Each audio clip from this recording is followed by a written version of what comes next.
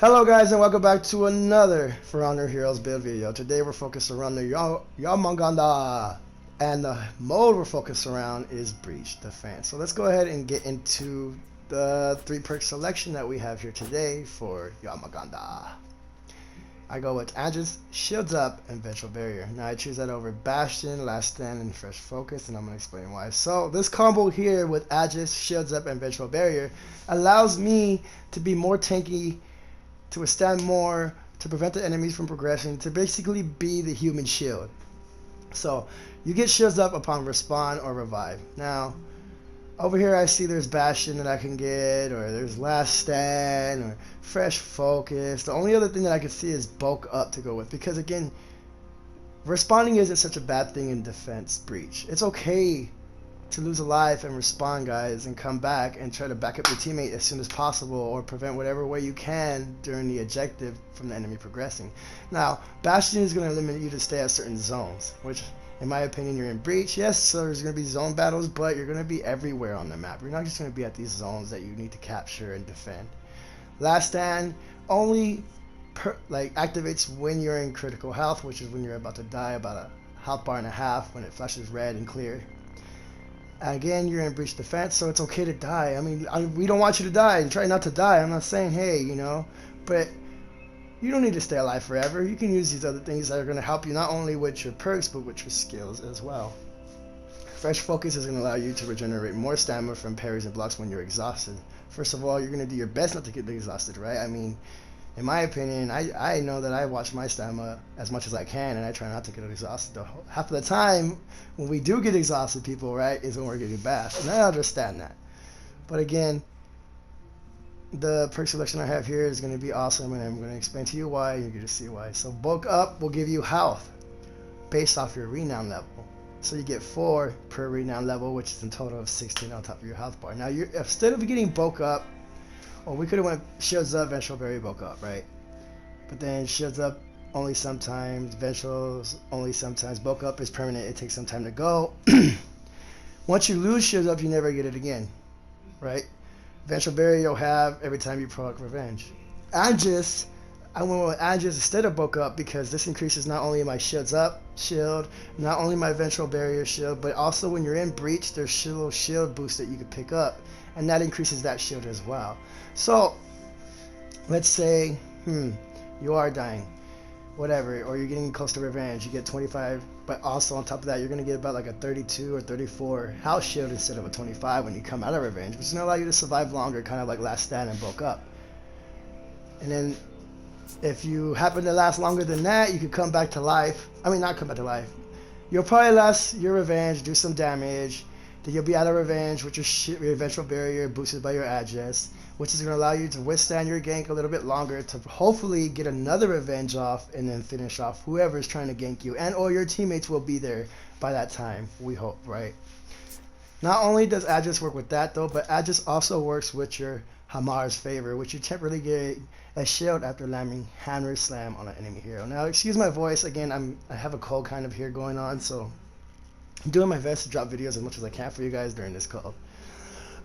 Now, the 4 perks that we have, feats. I'm sorry, guys. I wish we could get 4 perks, right? Almost. Maybe one day. Who knows? But I chose Jomungandr, I think. I'm not sure how to pronounce that right. Over Body Count and Tireless, because this gives you health whenever you're hitting an enemy hero with the little like punch or the hilt of your weapon kind of moves. So that's pretty awesome. It keeps you in the fight longer. Which again, let's say you have your Vengeful Barrier on.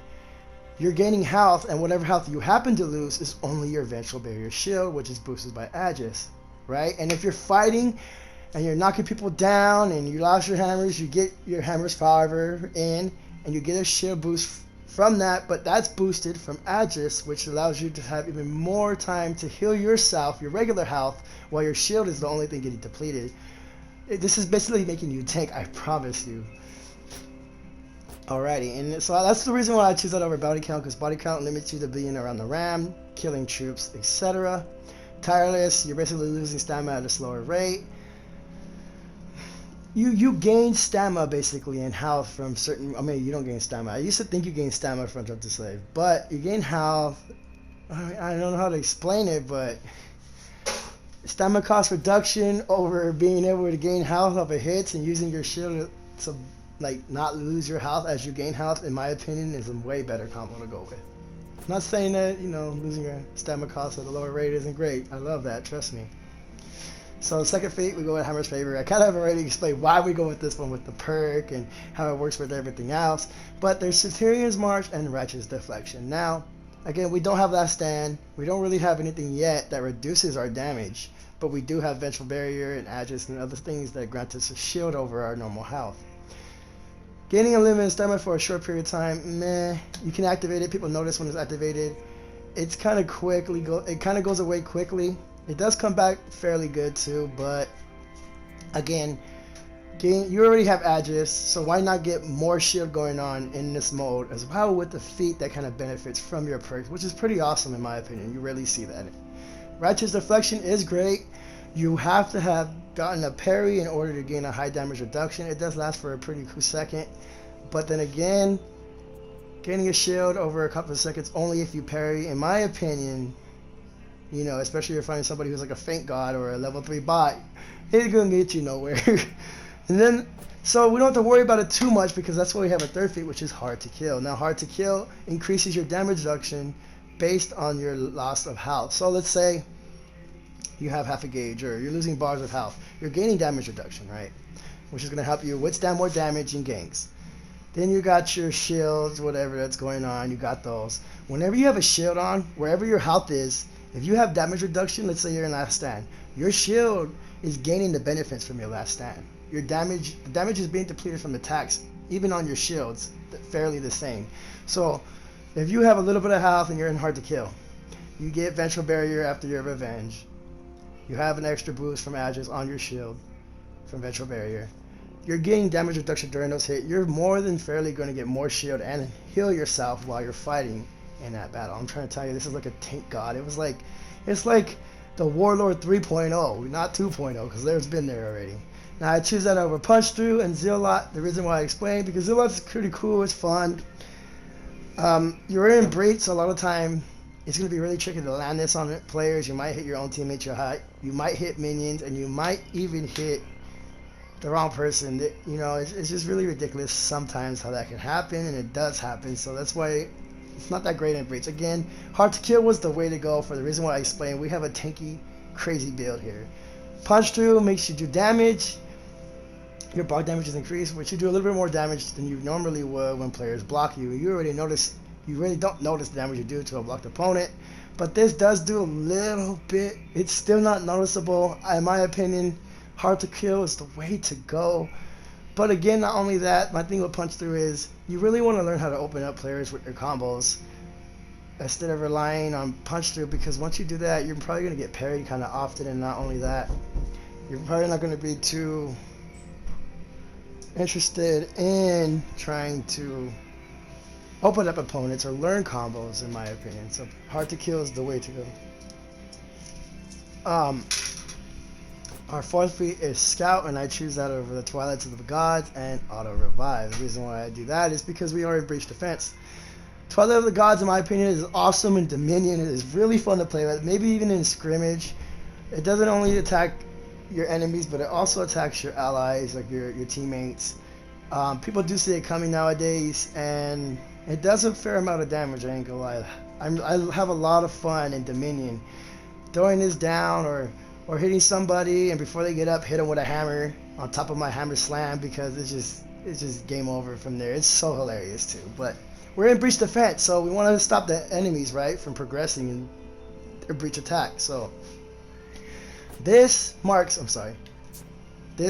all enemies for death, and they also show up on the radar wherever they are. So what that means is they already show up on your little blimpy radar. What this means is they show up in the world like a UAV would, or advanced UAV. I mean, not like a UAV in person. Like you'll see their character outlined in red wherever they are on the map through buildings, etc. It's like having X-ray vision through everything besides or thermal vision, but only seeking out the heroes. And not only does that, it lowers their stamina, and it also lowers their defense. So it'll make them easier to take out. They'll be exhausted more often, etc. Moving on to auto revive. This would be awesome, I think, in breach attack, but because we're breach defense, we don't need to worry too much about it. It would work good with Shizub and Aegis, but again, we're trying to wipe out the enemies and execute them and just knock down the respawn count. Coming back to life by yourself, that's only benefiting you, isn't going to help you or your teammates get that done as much as Scout would. That's going to wrap it up for Jomungandr. I really hope you guys enjoyed. Thank you so much for taking time to watch. I really hope you guys like my little beta looking kind of character. I really like The Walking Dead. Let me know what you think about that series. If you do watch it, if you hate it, hey, whatever. I don't blame you. Sometimes it does feel like it's a repeated type of series. But again, thank you so much for taking your time to watch. I really hope you guys enjoy. Shout out to my Patreon and supporter, Nani, and all you guys for taking your time to watch. Give me those views, comments, likes, and let me know what other builds you guys would like to see. And until next time, I'll talk to you guys later.